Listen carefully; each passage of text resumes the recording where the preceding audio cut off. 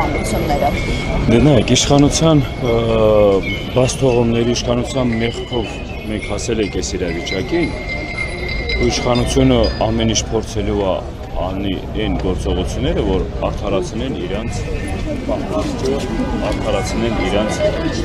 գործողությունները, որ ժողովրդին հասցրել են անտուն անհայրենիք։ Իշխանության ուրիշ ելք չունի, ուրիշ փրկություն չունի, հանուն իրանց աթոռը պահելու համար, հանուն իրանց, որ ասում է, մեղքերը գործած այս ժողովրդի նկատմամբ մի ձևի փորձեն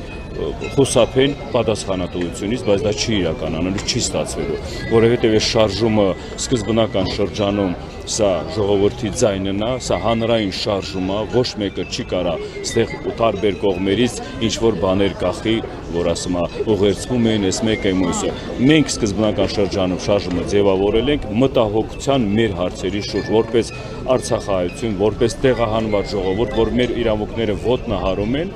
դրա համար մենք եկել ենք տեր կաղնելու, ժողովուրդն է եկել այդ իրավունքների համար, ժողովուրդն է եկել իր արդարության համար, ժողովուրդն է եկել իր արժանապատվության համար։ Գոնե այս հարցերի շուրջ, որ մեկ մի ձևի արտագաղթ չլինի Մայր Հայաստանից, որովհետև ժողովրդի նպատակն է ստեղ ապրելու, մինչև այնքան ժամանակ, որ հետագա հետ վերադարձը, հավաքական հետ վերադարձը մենք կարողանանք ապահովենք։